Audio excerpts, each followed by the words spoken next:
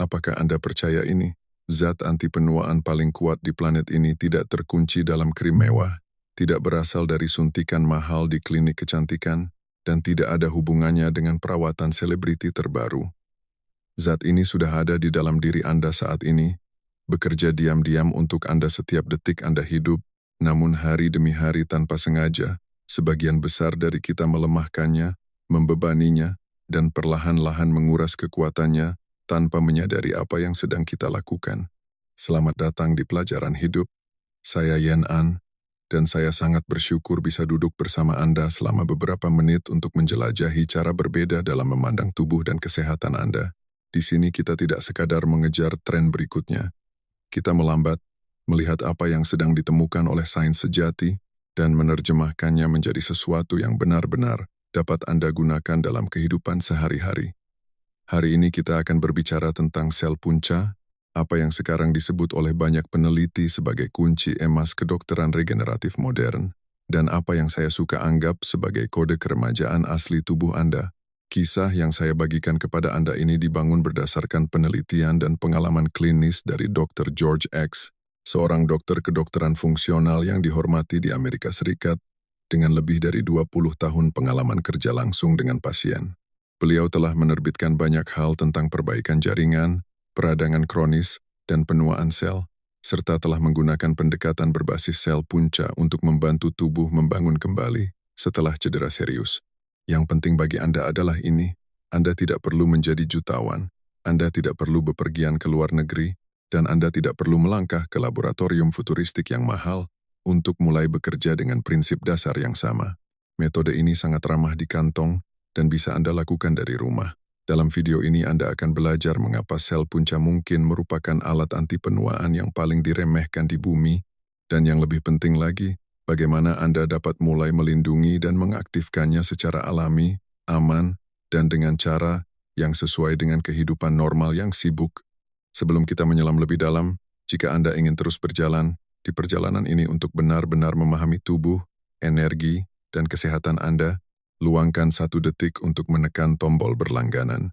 Klik sederhana itu bukan hanya untuk mendukung saya, tetapi merupakan janji pada diri Anda sendiri, bahwa Anda menginginkan lebih banyak konten yang benar-benar menganggap serius kesehatan Anda. Mari kita kembali sejenak ke akhir tahun 1990-an. Para dokter melakukan transplantasi sumsum tulang pada pasien dengan kanker darah. Tujuannya sederhana, menyelamatkan hidup mereka dengan membangun kembali darah mereka. Namun sesuatu yang tidak terduga terus terjadi setelah transplantasi. Darah pasien tidak hanya membaik, kulit mereka mulai terlihat lebih sehat. Jantung dan pembuluh darah mereka tampaknya pulih lebih cepat, dan bahkan otak serta sistem saraf mereka menunjukkan tanda-tanda penyembuhan yang lebih cepat daripada yang pernah dilihat dokter sebelumnya. Orang-orang dalam kondisi kritis tidak hanya menjadi stabil, mereka memperbaiki diri dengan cara yang tidak sesuai dengan model lama. Akhirnya para ilmuwan menyadari bahwa transplantasi sumsum tulang ini tidak sekadar mengganti darah. Mereka membangunkan pasukan perbaikan tersembunyi di dalam tubuh, yaitu sel punca. Sel punca ibarat teknisi perbaikan utama Anda. Saat tiroid rusak, sel punca membantu membangun kembali jaringan tiroid. Saat Anda berjuang melawan nyeri punggung kronis, lutut yang aus, atau ligamen yang tidak pernah sembuh total, sel punca adalah bagian dari tim yang meletakkan jaringan baru untuk menggantikan yang rusak. Tanpa sel punca yang aktif dan sehat, tubuh Anda masih mencoba memperbaiki keadaan, tetapi ibarat mencoba membangun kembali rumah tanpa pekerja terampil di lokasi. Salah satu cara sederhana untuk memikirkannya adalah membayangkan tubuh Anda sebagai rumah yang sedang direnovasi setiap hari. Saat sel punca kuat dan berlimpah, kru konstruksi batin Anda menggunakan batu bata berkualitas tinggi, baja, dan kayu yang kokoh. Dinding diperbaiki dengan benar, pengkabelan diperbaiki dengan aman, fondasi tetap kokoh, namun saat sel punca kelelahan, meradang, atau berkurang jumlahnya, tubuh terpaksa menambal dengan kardus dan selotip murahan. Dari luar, rumah itu mungkin masih berdiri, tetapi di dalam strukturnya rapuh, sistem bekerja terlalu keras dan masalah mulai bermunculan di mana-mana. Tubuh menjadi rentan dan mudah masuk angin. Inilah alasan besar mengapa saat Anda masih kecil, lutut yang tergores karena jatuh dari sepeda, bisa sembuh dalam beberapa hari. Sementara, cedera pergelangan kaki di usia 40-an atau 50-an bisa terasa sakit berbulan-bulan atau bahkan bertahun-tahun. Bukan sekadar Anda bertambah tua atau menjadi lemah, kemampuan tubuh Anda untuk memproduksi dan mengerahkan sel punca telah menurun secara diam-diam seiring berjalannya waktu. Sebuah studi yang diterbitkan dalam jurnal kedokteran menunjukkan bahwa setelah usia sekitar 40 tahun, baik jumlah maupun kualitas sel punca di sumsum tulang mulai turun drastis. Saat itu terjadi, regenerasi jaringan melambat. Peradangan kronis meningkat dan banyak organ mulai menua lebih cepat daripada yang disarankan oleh tanggal di akta kelahiran Anda. Anda mungkin pernah mendengar gagasan tentang usia biologis, yaitu seberapa tua organ Anda sebenarnya berfungsi dibandingkan dengan berapa banyak ulang tahun yang telah Anda lewati. Saat ilmuwan mengukur usia organ biologis, mereka menemukan bahwa salah satu faktor terkuat bukanlah genetika Anda saja, tetapi seberapa baik sel punca Anda masih bekerja. Dengan kata lain, apa yang Anda lakukan setiap hari dapat melindungi sel-sel ini dan menjaga organ Anda tetap muda, atau diam-diam merusaknya dan menekan tombol percepatan pada penuaan.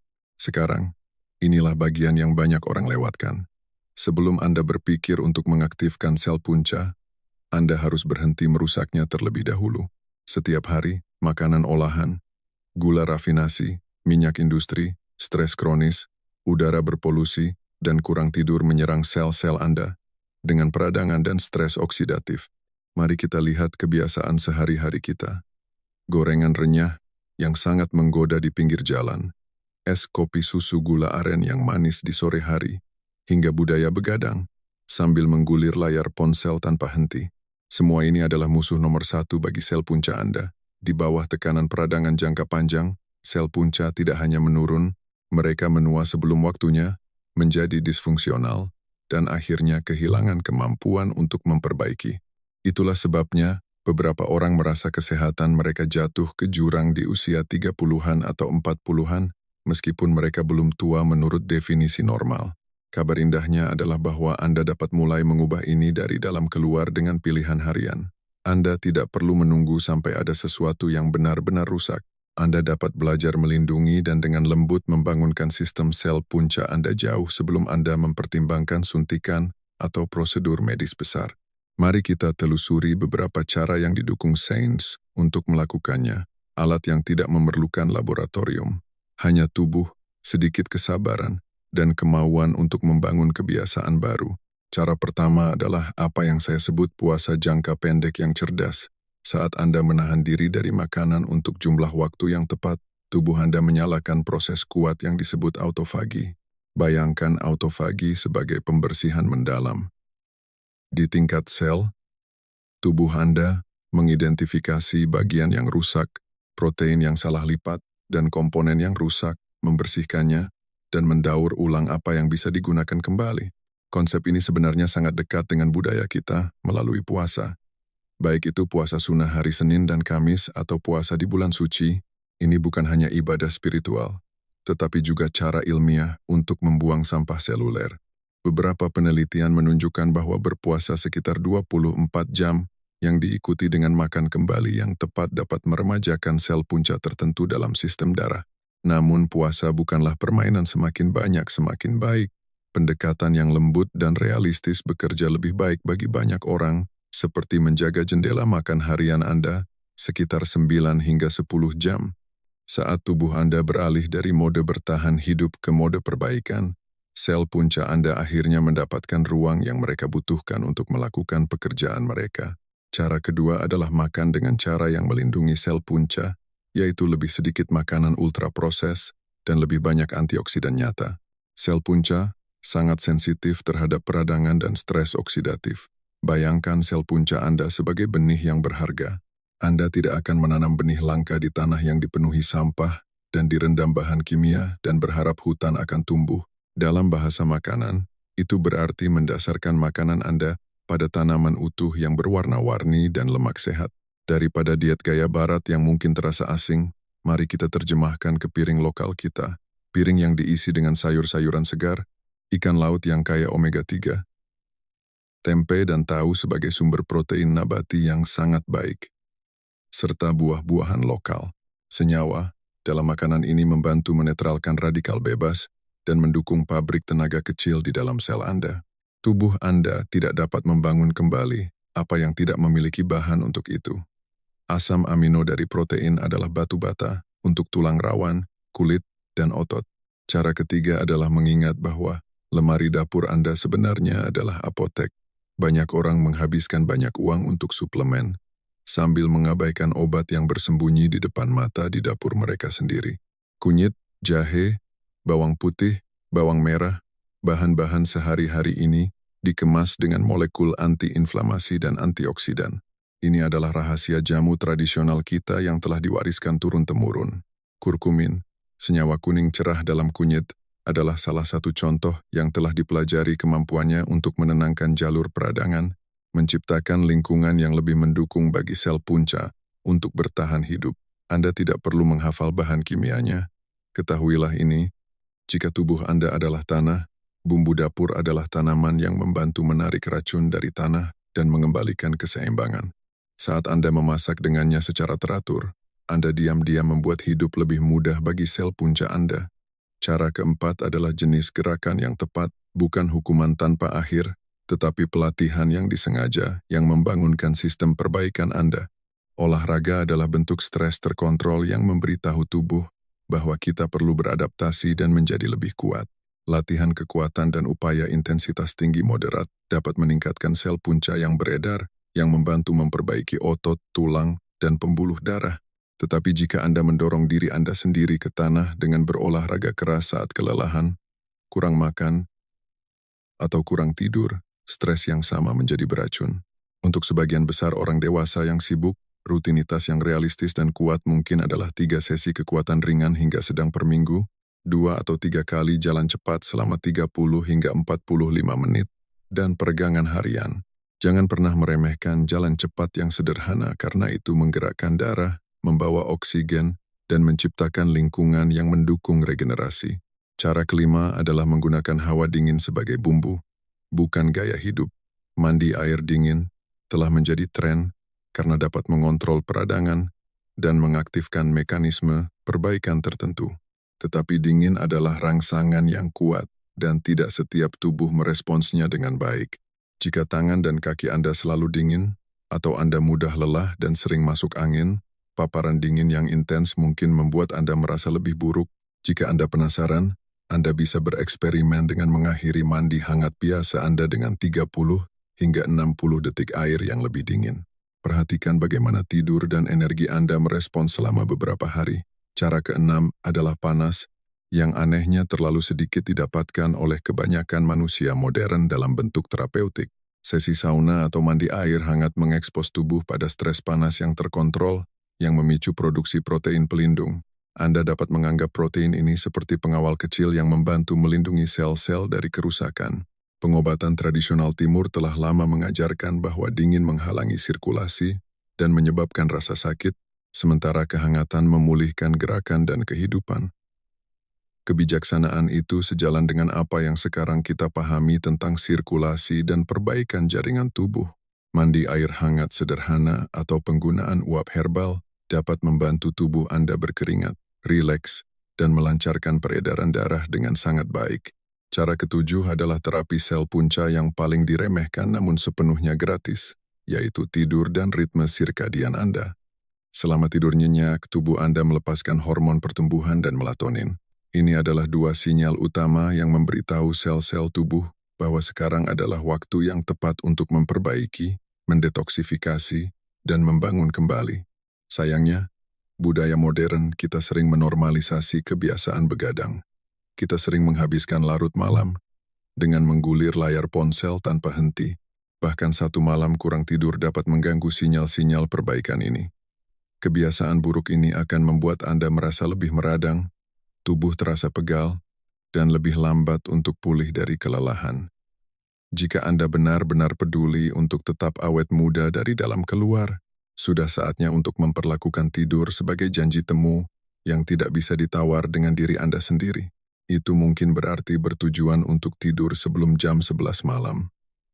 Di pagi harinya Anda bisa mendapatkan 10 hingga 15 menit cahaya pagi alami di mata Anda. Cahaya matahari pagi membantu mengatur ulang jam biologis Anda, merupakan langkah yang bijak untuk meredupkan layar terang di malam hari, menjaga kamar tidur Anda tetap sejuk dan gelap, serta makan malam lebih awal dan lebih ringan.